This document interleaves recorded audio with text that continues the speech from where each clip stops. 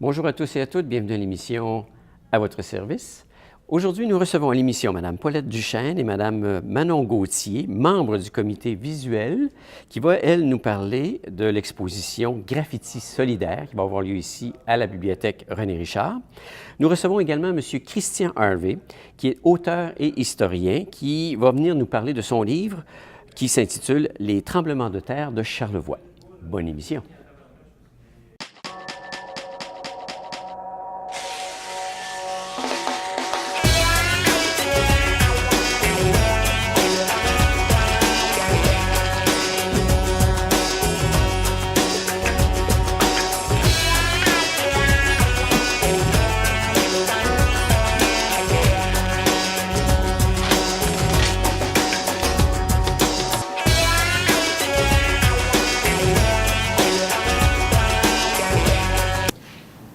Madame Paulette Duchesne et Madame Manon Gauthier, bienvenue à l'émission.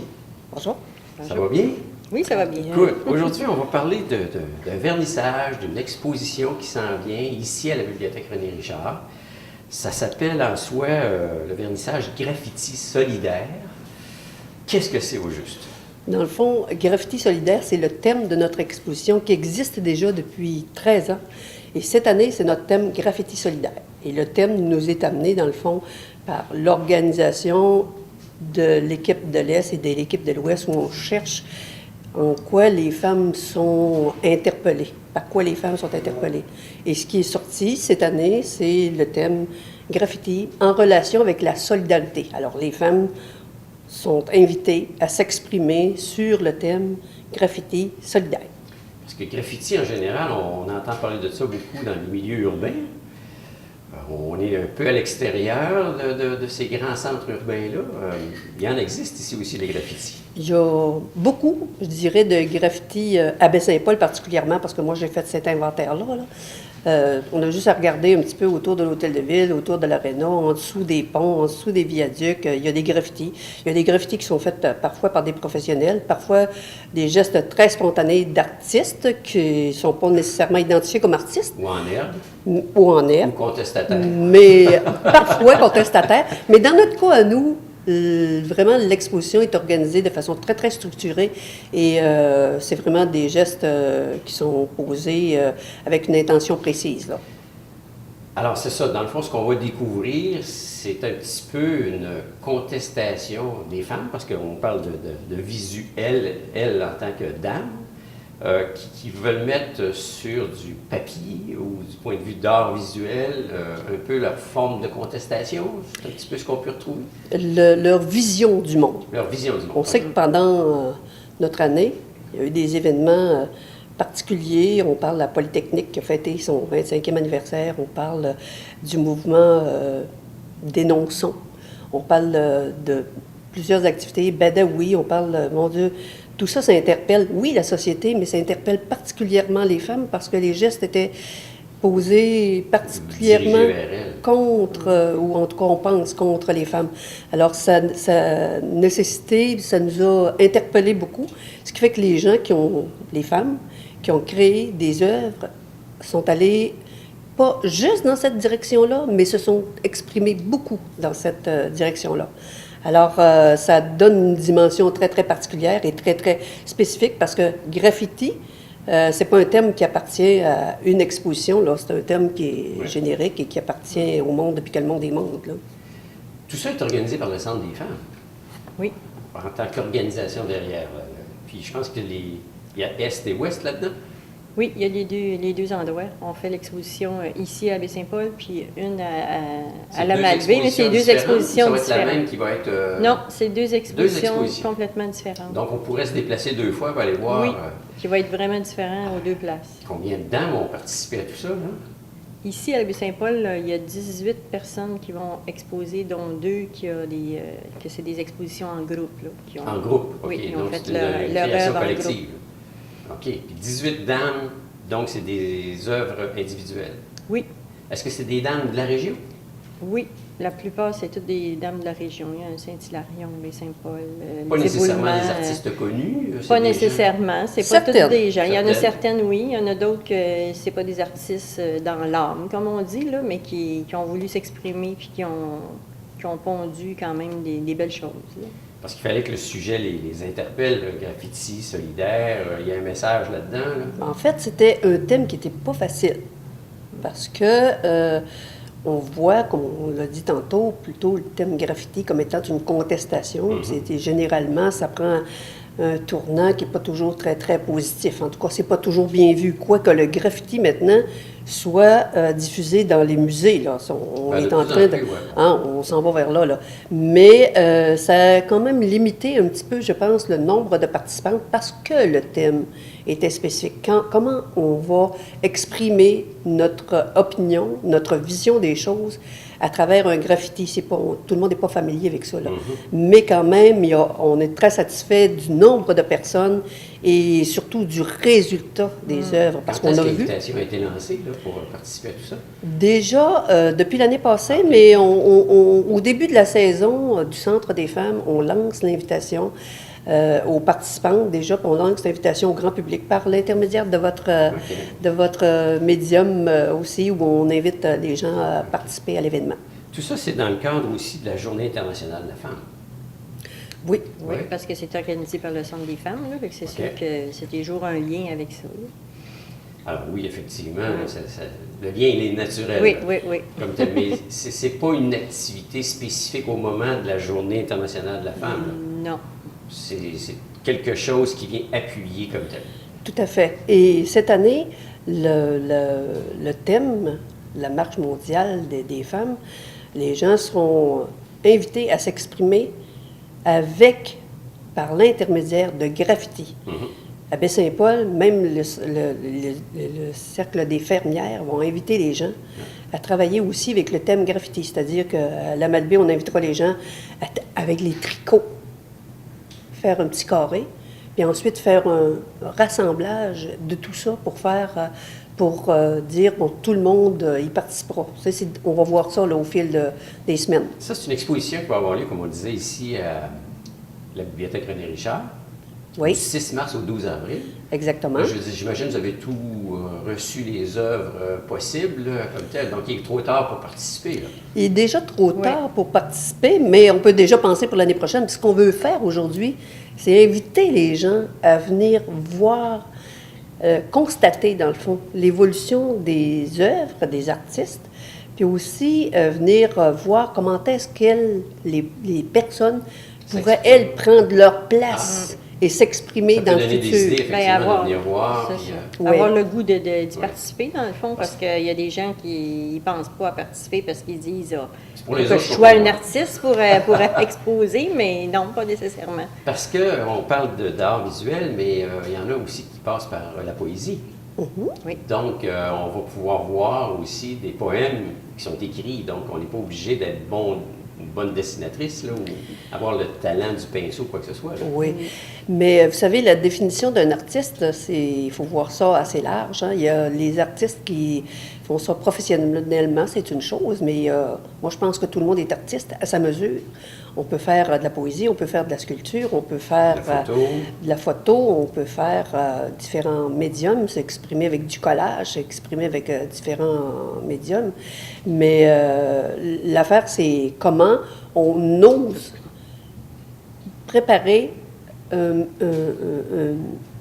encadrement, un objet pour, en fait, livrer au public, pour dire, moi, voilà ce que j'ai fait pour m'exprimer, pour prendre ma place, pour participer dans des... On est une organisation, c'est pour le Centre des femmes, on veut inviter les femmes à prendre leur place dans le monde aussi, parce qu'il y a beaucoup de gens encore, beaucoup de femmes, qui font beaucoup de bénévolat, participent à différents niveaux, mais n'ont pas nécessairement toujours la possibilité de prendre une place publiquement. Alors, venez, on est un groupe, on se soutient, on s'encourage. Alors, ça permet aux gens là, de faire un bout de cheminement dans leur développement personnel aussi. Comme ça, on risque de voir des œuvres assez intéressantes aussi. Là. Oui, monsieur. Oui. Hein? Je vous dirais que le « je suis », qui a interpellé l'Europe, nous a interpellés, nous autres aussi. OK. Alors, c'est sûr qu'il y a une répercussion là, dans l'exposition. Alors, je suis graffiti solidaire, dans le fond. Je suis signature. Signature. C'est gratuit, tout ça. Tout ça, c'est gratuit. Et il y a une exposition, comme on disait ici, puis il y en a une. Est-ce que ça a lieu en même temps dans l'Est? À la Non, Namibie? c'est pas les mêmes dates. Je pense que c'est dans le mois de plus vers la fin petit de peu plus mars. tard. Hein. Un petit peu plus tard comme tel. Ouais. Donc, Ça question dure- de... les autres, je pense créer que une ça dure un alternance. petit peu plus longtemps aussi. Aussi, bon. Est-ce que là-bas, vous connaissez l'endroit où va avoir lieu l'exposition? Musée. Là-bas, c'est au musée. je pense. Au musée de Un Charlevoix? musée de Charlevoix, OK. où, en fait, à la Med-B, les endroits sont différents chaque année, tandis que nous, on a le support vraiment de la municipalité, de la bibliothèque, où on nous offre pour un mois la bibliothèque pour exposer nos œuvres, et on a le support vraiment de la municipalité. Monsieur le maire vient toujours à nos lancements. On est vraiment très, très bien supportés. Là. C'est quand même un bel endroit pour venir, même juste Oui. s'asseoir, feuilleter un magazine, prendre un livre et aller voir, pourquoi pas, l'exposition Oui, visuelle. magnifique. Oui. Et en même temps, c'est tout l'achalandage de la bibliothèque a accès à la salle d'exposition, aux heures d'ouverture de l'exposition. Alors, juste pour se résumer, l'exposition visuelle, c'est un vernissage qui s'appelle Graffiti solidaire, qui va avoir lieu ici à la Bibliothèque René Richard du 6 au 12 avril, puis le vernissage, lui, a lieu le 5. C'est ça. Le 5 au soir. Parmi les gens qui ont participé, puis sur invitation. Avec des invités. Conférence de presse. on va Exactement. peut-être être invités. Exactement. Et On est ouvert à tout. il y a au-delà de 18 personnes qui ont participé à ça.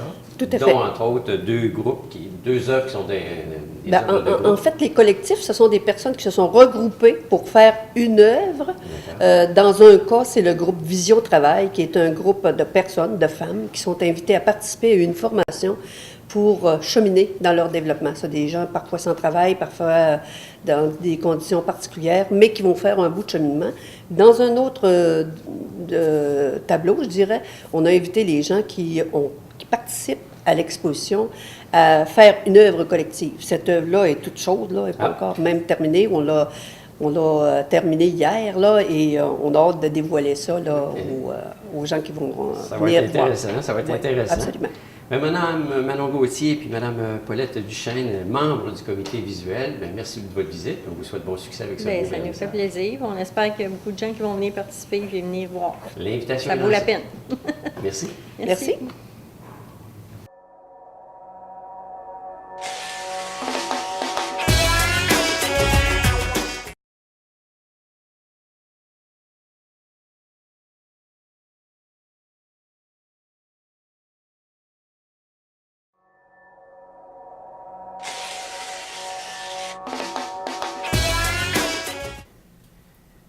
Monsieur Christian Harvey, bonjour. Bonjour. On voit que vous portez plusieurs chapeaux. Vous êtes auteur, historien, directeur de la Société d'histoire de Charlevoix. Tout ça vous a amené à écrire un livre, à lancer ce livre-là récemment, qui s'appelle effectivement « Les tremblements de terre dans Charlevoix Oui, absolument. ». Comment vous est venue l'idée de dire « là, je vais faire quelque chose sur les tremblements de terre ». Oui, à l'origine, c'était une demande qui a été faite par la Commission géologique du Canada. C'était de faire un inventaire des dommages subis aux bâtiments et aux terrains lors des principaux tremblements de terre qui sont déroulés dans Charlevoix, qui auraient dépassé une magnitude de 6. Alors, on parle de 1663, 1791, 1860, 1870 et 1925. Alors, pour ces 5 tremblements de terre-là, qu'on appelle des tremblements de terre historiques, une chose que l'on ne connaît pas tellement des tremblements de terre, c'est qu'entre 1534 et 1925, alors il n'y a aucun instrument de mesure scientifique pour mesurer les effets des tremblements de terre de cette époque-là. Alors les scientifiques, les géologues, les sismologues et les historiens, leur seule chose qu'ils possèdent pour traiter de ces tremblements de terre-là, ce sont des documents historiques. OK. On n'imagine pas ça. Au départ, on se dit, bon, les scientifiques possèdent des instruments, mais ce que l'on sait de ces tremblements de terre-là du passé nous provient uniquement, ou presque uniquement, des documents historiques. S'il n'y avait pas d'instruments pour évaluer l'ampleur, effectivement, du tremblement de terre, comment on peut dire qu'il était au-delà de 6? Oui, c'est une très bonne question. Alors, on utilise à ce moment-ci une échelle qu'on appelle l'échelle de Mercalli, qui est basée sur les dommages que l'on rencontre sur le territoire lors d'un tremblement de terre. Et à partir de ces dommages-là, on extrapole une amplitude, une magnitude par rapport à l'échelle de Richter que l'on connaît aujourd'hui. Alors, l'essentiel de ces documents-là était de faire une synthèse des documents historiques, c'était de dire, trouver le plus grand nombre de documents historiques qui nous permettent de dégager, de trouver des dommages qui ont été rencontrés sur les terrains et sur les bâtiments. Également, faire une critique de source. C'est quoi une critique de source? Bon, est-ce qu'on se demande, par exemple, est-ce que le témoin qui parle dans le document était sur place? On parle beaucoup de 1663, mais en 1663, dans Charlevoix, il n'y avait aucun habitant. En 1663. Alors, les témoignages qu'on possède sont ceux de Jérôme Lallemand et de Marie de l'Incarnation. Marie de l'Incarnation, c'était une sœur cloîtrée qui demeurait à Québec. Alors, on ne peut pas dire que c'est un témoin oculaire là, qui a vu de visu sur le territoire. Qu'est-ce qui s'est produit? Alors, une critique de source, c'est simplement montrer, on a un témoin oculaire qui possède une connaissance directe là, des informations qu'il y a à voir. Alors, ça, c'était une époque importante. Et le troisième volet, c'était d'effectuer une contextualisation. Alors, ce bâtiment-là qui était endommagé en 1870, en quelle année il avait été construit et selon quel type de construction? Est-ce que c'est un bâtiment qui était solide ou qui avait des défauts de construction? Alors, c'est très important d'avoir ces informations pour se dire, on rencontre tel dommage, le bâtiment s'est effondré, et de dire, peut-être qu'il était mal conçu à l'origine. Alors, c'est comme des critères importants à faire au départ. Qui vient donner peut-être une image, est-ce qu'on peut dire faussée de l'ampleur de la magnitude ou du tremblement de terre lui-même? Exactement. Alors, on veut connaître les dommages, mais on va avoir des dommages qu'on pourrait rencontrer sur l'ensemble de l'espace traité, pas seulement parce qu'un bâtiment est mal construit. Alors, si un bâtiment est mal construit et qu'on dit, tous les bâtiments autour se sont été endommagés de la même manière, on fait une erreur de traitement des données. OK. Mais depuis ce temps-là, il y en a eu aussi d'autres tremblements de terre. On en a vécu dans Charlevoix. C'est quand même une région propice aux tremblements de terre. Mais d'après ce que je peux comprendre, aucun n'a dépassé l'échelle magnitude de 6. Oui, exactement. Évidemment, les gens ont connu la plupart de vos téléspectateurs 1988, qui fait déjà maintenant tout près de 27 ans ou quelques poussières. Mais ce tremblement de terre-là a été d'une magnitude environ de 5,9. Et ce qu'on montre un peu avec l'ensemble de l'ouvrage, c'est qu'aujourd'hui, les bâtiments sont beaucoup mieux conçus qu'à l'époque. Alors, les deux grandes variables, lorsqu'on étudie les tremblements de terre, c'est la qualité des sols où se retrouve le bâtiment et le type de construction du bâtiment. Alors, l'essentiel des dommages, par exemple au 18e ou au 19e siècle, sur les bâtiments, ce sont des bâtiments de pierre. Ça peut surprendre de prime abord parce qu'on dit que les bâtiments en pierre sont solides, devraient être assez résistants. Mais ce sont les bâtiments de bois qui sont beaucoup plus résistants aux secousses sismiques. Comme une certaine élasticité un peu dans Exactement, le bois que la pierre n'a pas. C'est un peu comme la fable de La Fontaine. Hein? Disons que se plient, mais ne seront point. Alors, c'est un peu les qualités du bois. Alors, l'essentiel des dommages que l'on rencontre, par exemple, en 1870 à Baie-Saint-Paul, qui sont quand même assez importants, c'est des bâtiments qui sont construits en pierre et surtout, on pourrait dire le bris majeur dans l'histoire de Charlevoix, ce sont des cheminées qui étaient essentiellement construites en pierre. Alors, c'est vraiment le type de construction qui sont les plus sujets à tomber lors d'un tremblement de terre. Qui donne finalement, du point de vue historique, des dégâts matériels qui sont arrivés, mais suite à l'explication que vous nous dites, c'est plus une question de type de construction. Absolument. Et je parlais des bâtiments. Le deuxième point, évidemment, il y a des sols dans la région de Charlevoix qui sont plus sujets à ce qu'on appelle, c'est l'accélération des ondes sismiques. Alors, il y a des sols qui sont plus sujets, au lieu on peut dire, de freiner les ondes sismiques, à les amplifier, à ajouter de la force ou à la secousse principale. Et dans Charlevoix, on retrouve ça beaucoup dans la vallée du Gouffre, dans le secteur des éboulements d'en bas, Saint-Joseph-la-Rive, également sur l'île aux Coudes. Alors, est-ce que c'est la même région qui va chercher tout ce qui s'appelle Kamouraska aussi, avec le même genre de sol? Sur la Oui, rive ça, sud du ça ressemble davantage peut-être la vallée du Gouffre à la région de Kamouraska. Alors que quand on arrive, par exemple, aux C'est éboulements, un sol argileux, Saint-Hilarion, je crois. oui, absolument, et peut-être plus un sol plus sablonneux, là, OK. qui a plus tendance à absorber, à moins absorber, par exemple, parce que je parle dans l'ouvrage beaucoup du secteur de la rivière Malbaie, alors que où l'essentiel des bâtiments sont construits directement sur le roc. Alors, ce qui fait qu'il y a une beaucoup plus grande résistance de ces bâtiments, même s'ils sont très, très mal conçus à l'origine. Par exemple, l'église de la Malbaie, qui avait été construite en 1804, lors des tremblements de terre de 1860, 1870 et 1925, alors on constate à peu près aucun bris important. Alors que, par exemple, l'église de Baie-Saint-Paul, en 1870, a connu des bris très importants au niveau de la porte et tout ça. Mais en voyant un peu l'ouvrage, on se rend compte que le bâtiment de l'époque était d'une conception assez quelconque. D'ailleurs, un des éléments les plus drôles lorsqu'on consulte les prônes de la paroisse de Baie-Saint-Paul, souvent même les prêtres, là, ils n'étaient jamais très contents de leur église. Hein. Ils se disaient, bon, c'est une ancienne chapelle là, qui date de 1756. On a ajouté des ailes latérales, quelques bâtiments. L'ensemble détonnait un peu. On n'aimait pas tellement la présentation interne, mais également au niveau structurel, le bâtiment avait des problèmes. Il se trouvait sur un sol qui était plus sujet à une amplification des ondes sismiques, comme on parle à ce moment-là.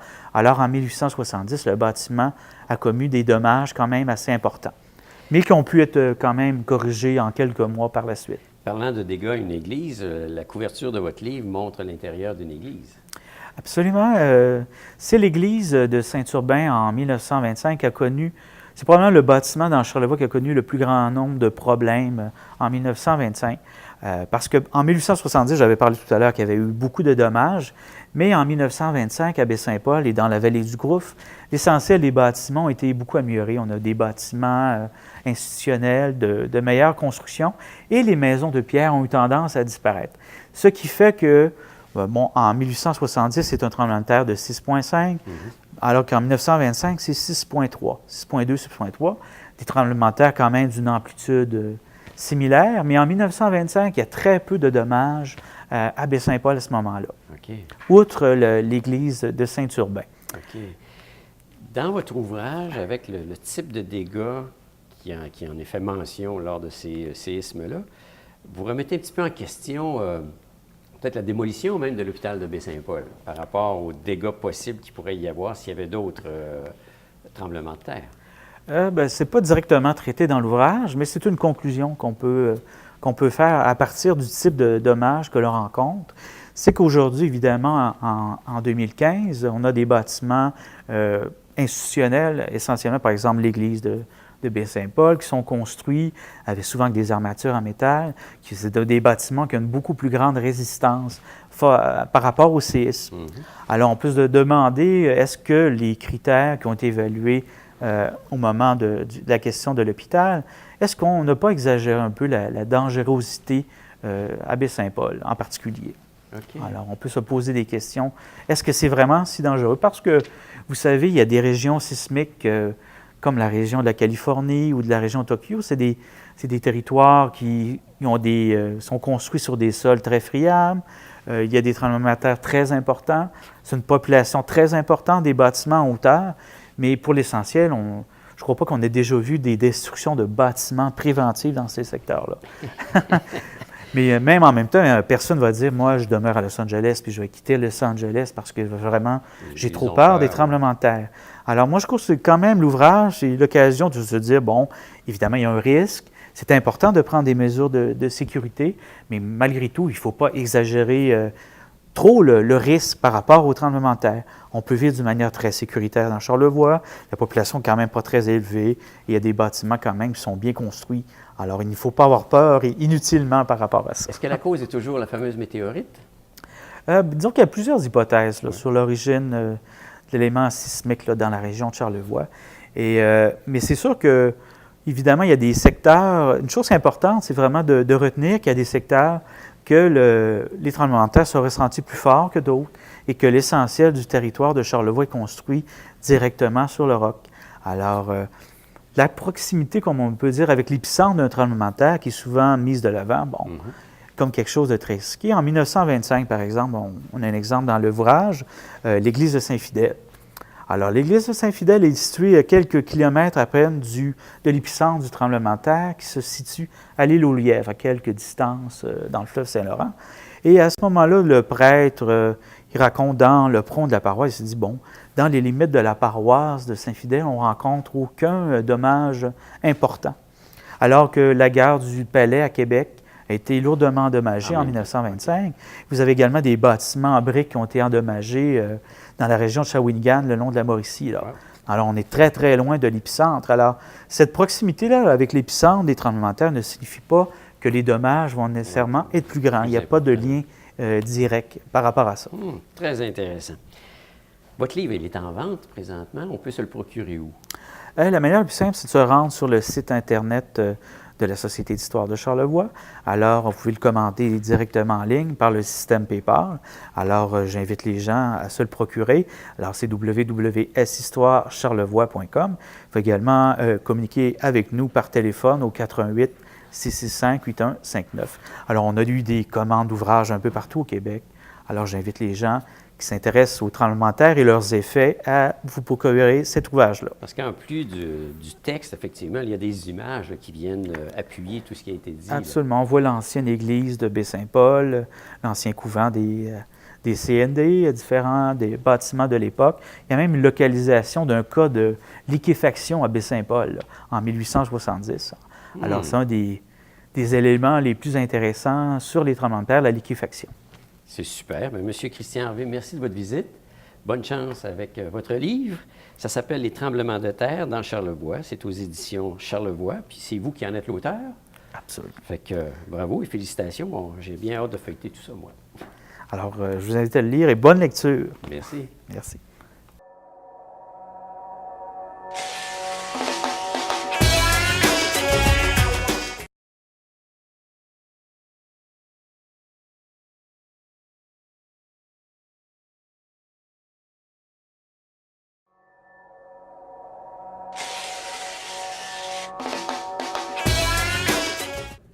Et voilà, c'est déjà terminé. J'espère que l'émission vous a plu. Merci à Normand Gauthier à la technique. Merci également à la Bibliothèque René Richard qui nous accueille dans leurs locaux pour chacune de nos émissions. Je vous rappelle que si vous voulez discuter d'un sujet avec nous, faites-nous en part au numéro 88 435 51 34. C'est le numéro de téléphone de TVCO. On se donne rendez-vous à la semaine prochaine. Merci. Au revoir.